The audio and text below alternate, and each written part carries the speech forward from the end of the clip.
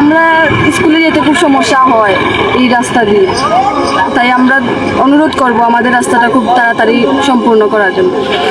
স্কুলে যেতে আসতে খুব কষ্ট হয়, রাস্তায় মেঘের দিন তো পানি এসে মানে বন্যার মতন হয়ে যায় রাস্তা ভাঙার কারণে। গত আরও 1 বছর আগ থেকে আমাদের এই রাস্তাটা অনেক ভালো ছিল, বাট কোনো রিজন বশত কতজন লোক বা কোনো সংস্থা থেকে এসে বলছে যে এই রাস্তাটা আবার নতুন করে ভেঙে আবার নতুন করা হবে, কিন্তু এই রাস্তাটা মানে পুরাপুরি শেষ করার পরে অর্ধ অবস্থায় ফেলে চলে গেছে, কিন্তু এখনো পর্যন্ত এটি ঠিক হয় না। এদিকে যেতে আসতে আমাদের অনেক খুবই কষ্ট হয়, প্লাস যারা অসুস্থ মানুষ আছে তারা অনেক বিভ্রান্তিতে করতে হয় এবং অনেক কষ্ট হয় যাতে।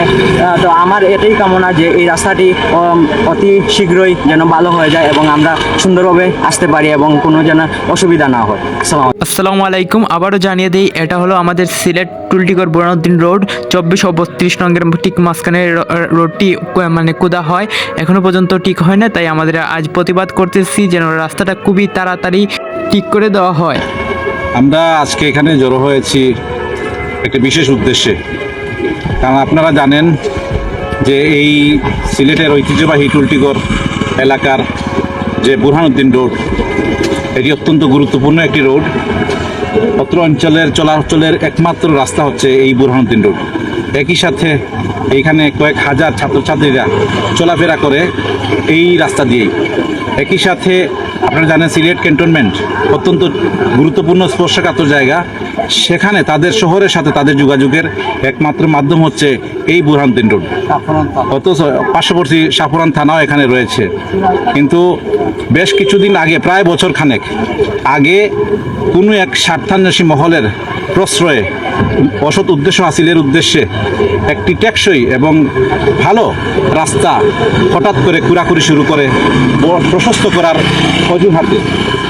তখন আমরা ওই সময় এলাকাবাসী বাধা দেই যে আমাদের রাস্তা ভালো আছে, কোনো কাজের প্রয়োজন নেই, কিন্তু তারা এলজিডির কর্তৃপক্ষের দোহাই দিয়ে এটা কুরাকুরি শুরু করে।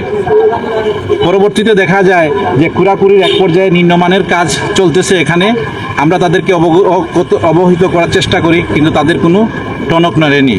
একই সাথে আমরা চেষ্টা চালাই যে এখানে ঠিকাদারকে, কন্ট্রাক্টরকে তাদের সাথে যোগাযোগ করার জন্য, কিন্তু তারা সরজমিনে এই মাঠে আসতে অস্বীকৃতি জানায়।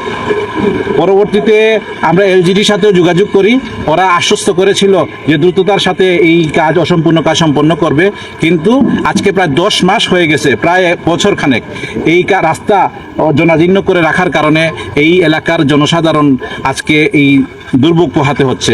এজন্য মূলত আজকে আমরা এর প্রতিকার চেয়ে আজকের এই অবস্থান। খুবই মর্মাহত এই বিষয় নিয়ে। আজ প্রায় আমার মসজিদের মতলি সাহেব বলেছেন প্রায় 10 মাসের মতো হয়ে গেছে। এই রাস্তা ভালো রাস্তা ছিল, ওরা তোমার ভালো রাস্তাকে নষ্ট করে। আমরা বারবার কমপ্লেন দেওয়ার পরও ওরা কোনো সুরাহা করছে না। যে কন্ট্রাক্টারে পেয়েছে এটা একটা টাউট কন্ট্রাক্টার, আমরা খবর নিয়ে দেখেছি। এরা টাকা মারার জন্য এই জিনিস করেছে এবং কিছু কর্মকর্তা এই জোর সাথে জড়িত আছে। আমরা দ্রুত সময়ের ভিত্তিতে আমরা এই রাস্তা প্রতিকার চাই এবং আগের মতো চাই, না হলে আমরা আজকে যে উদ্যোগ নিয়েছি আপনারা দেখতেছেন, পরবর্তীতে আমরা কঠোর কর্মসূচি পালন করব। লাগে রাস্তা আমরা অবরোধ করব। এদিকে একটা থানা এবং ক্যান্টনমেন্টের এরিয়া, এই রাস্তা দিয়েই খানাইঘাট পর্যন্ত গাড়ি চলাচল করে। আমাদের খুব অসুবিধা হচ্ছে, ছেলেমেয়েদের লেখাপড়ার খুব অসুবিধা হচ্ছে। আমরা এর প্রতিকার চাই এবং আমরা এর সুষ্ঠু তদন্ত করে এটা আবার সুন্দরভাবে রিপেয়ারিং করার জন্য অনুরোধ জানাচ্ছি। আপনাকে আজ থেকে প্রায় 8-9 মাস আগে আমাদের এই রাস্তাটা মোটামুটি চলার উপযোগী ছিল, কিন্তু তারা হঠাৎ রাস্তায় কাজ করবে, এদের কন্ট্রাক্ট হয়েছে, তারা কাজ আরম্ভ করছে করিয়া এই যে পিচ যেটা ছিল এটা তারা উঠাইছে। উঠানোর পরে আজকে আমরা 8-9 মাস থেকে আমাদের এলাকার জনসাধারণ অত্যন্ত ভুক্তভোগী হইতেছে। আমাদের এলাকায় প্রায় 5-7 হাজার লোকের বাস, হ্যাঁ, কিন্তু আমরা রুগী লইয়া হসপিটালে যাইতে পারতেছি না, ইমার্জেন্সির কোনো কাজ আমরা করতে পারতেছি না। দেখেন, আপনারা দেখেন অনেক গর্ত রয়েছে এইখানের মাঝে।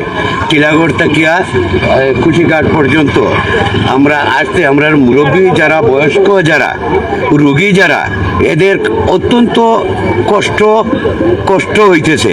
তা আমরা নয়া সরকার, অন্তর্বর্তীকালীন সরকারের কাছে আমাদের আকুল আবেদন যে দ্রুত আমাদের এই রাস্তাটা সংস্কার করে দেওয়া হোক, নতুবা আমরা ধাপে ধাপে আরও বিভিন্ন কর্মসূচি আমরা নিতে বাধ্য থাকবো, কেননা আমরা অনেক দুর্ভোগ পোহাতে হচ্ছে আমাদের।